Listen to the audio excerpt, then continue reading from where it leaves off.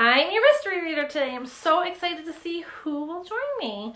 I hope you're all having a great day and you get out and enjoy the sunshine. I'm reading one of my favorite books from when I was little. And I'm reading it because this Monday was supposed to be the marathon in Boston, the big race that they have. And of course, they're not having it. And one of my favorite books also happens to take place in Boston. It's called Make Way for Ducklings. And if you've been to Boston, they have the Make Way for Ducklings statue. If you've ever been and you have pictures of yourself with the statue, I want to see them. Make Way for Ducklings. And I think this author, I think he's from Maine. I could be wrong. But Maine is one of my favorite places to go. Let me see. Mr. and Mrs. Mallard were looking for a place to live, but every time Mr. Mallard saw what looked like a nice place, Mr. Mallard, hi, Colin. Mrs. Mallard said it was no good. There were sure to be foxes in the woods or turtles in the water, and she was not going to raise a family where there might be foxes or turtles, so they flew on and on. Hi, Evie girl. Hi, Miss Kaylee.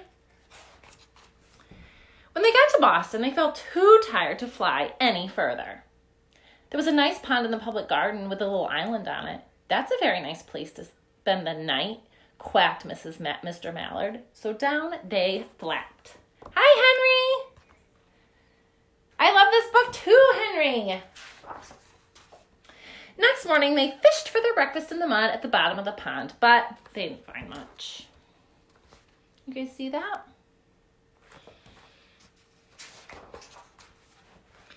Just as they were getting ready to start on their way, a strange, enormous bird came by. Is that a real bird, friends? It was pushing a boat full of people, and there was a man sitting at the back. Good morning, quacked Mr. Mallard, being polite. The big bird was too proud to answer. But the people in the boat threw peanuts in the water, so the Mallards followed them all around the pond to get another breakfast, better than the first. No, that big bird they saw doesn't look real to me. Hi, Broody! I miss you! I like this place, said Mrs. Mallard, as they climbed out on the bank and waddled along. Why don't we build a nest and raise our ducklings right in this pond? There's no foxes, no turtles, and the people feed us peanuts. What could be better? Good, said Mr. Mallard, delighted that at last Mrs. Mallard found a place that suited her. But... Look out! Squawked Mrs. Mallard all a dither. You will get run over. And when she got out of breath, she added, This is no place for babies. With all these horrid things rushing about, we'll have to look someplace else. Almost got ran over by a bicycle. Poor ducks. So they flew over Beacon Hill and around the State House, but there was no place there. Hi, Miss Hannah. They looked in Lewisburg Square, but there was no water to swim in. Has anybody been to any of these places in Boston the ducks are looking at? They flew over the Charles River. This is better, quacked Mr. Mallard. That island looks like a nice, quiet place, and it's only a little way from Public Garden. Yes, said Mrs. Mallard, remembering the peanuts.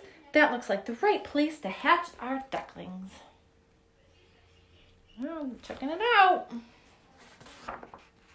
So they chose a cozy spot among the bushes near the water and settled down to build their nest. And only just in time, from now they were beginning to molt. All their old wing feathers started to drop out, and they would not be able to fly again until new ones grew in. Did you know that? Ducks lose their feathers, they molt, and they can't fly when they're doing that. But of course they could swim, and one day they swam over to the park on the riverbank, and there they met a policeman named Michael.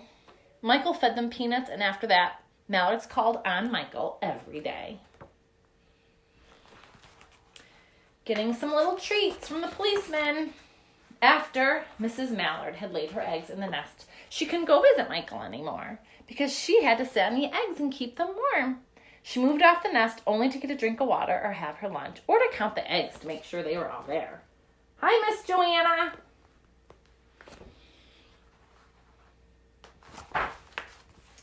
One day the ducklings hatched out. First came Jack, then Cack, then Lack, then Mack, then Knack, then Whack, then Pack, then Quack.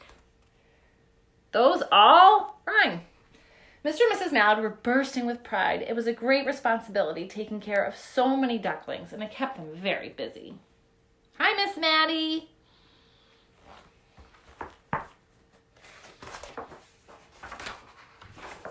One day, Mr. Mallard decided he'd like to take a trip to see what the rest of the river was like further on. So off he set. I'll meet you in a week at the public garden. He quacked over his shoulder. Take good care of the ducklings.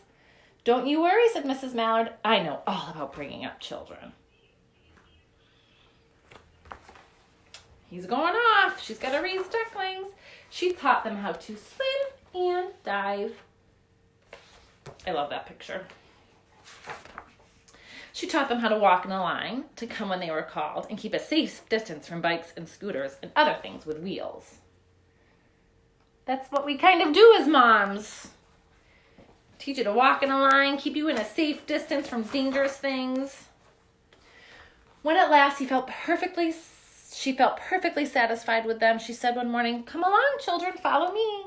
Before you can wink an eyelash, Jack, Cack, Lack, Mack, Knack, Whack, Pack, and Quack fell into line, just as they had been taught. Mrs. Mallard led the way into the water, and they swam behind her to the opposite bank. There they go.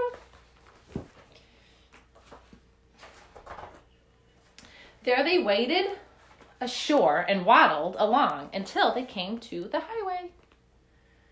There they are. Jack, Lack, Quack, Mack, Whack, all of them. Mrs. Mallard stopped out to cross the road. Honk, honk went the horns and speeding cars. Quack went Mrs. Mallard as she tumbled back again. Quack, quack, quack went Jack, Cack, Lack, Mack, Knack, Whack, Pack, and Quack, just as loud as their little quackers could quack. The cars kept speeding by and honking, and Mrs. Mallard and the ducklings kept right on quack, quack, quacking. Hi, sister. My sister's watching. She loves this book, she said. They made such a noise that Michael came running, waving his arms and blowing his whistle. He's stopping all the traffic for the ducks. He placed himself in the center of the road, raised one hand to stop the traffic, and beckoned with the other, just as the way policemen do, for the Mallards to cross over. So he's stopping traffic with one hand and telling the other traffic to go with the other hand. As soon as Mrs. Mallard and the ducklings were safe on the other side and on their way to Mount Vernon Street, Michael rushed back to his police booth.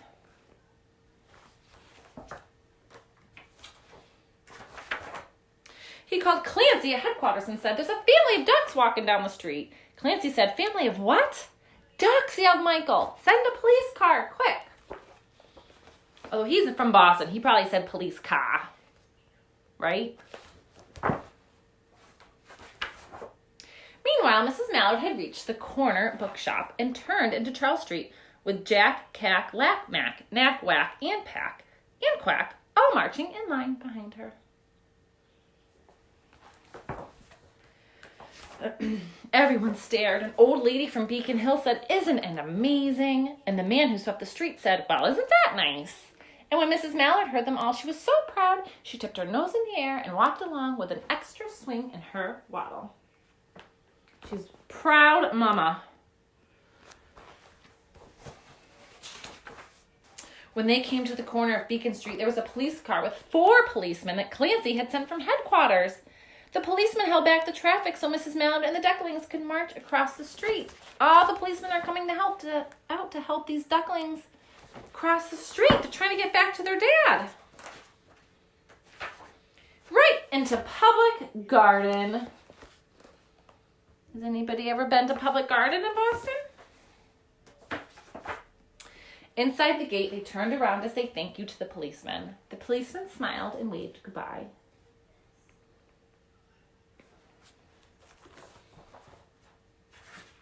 When they reached the pond and swam across to the little island, there was Mr. Mallard waiting for them, just as he had promised. Where is he? There he is, waiting for his family.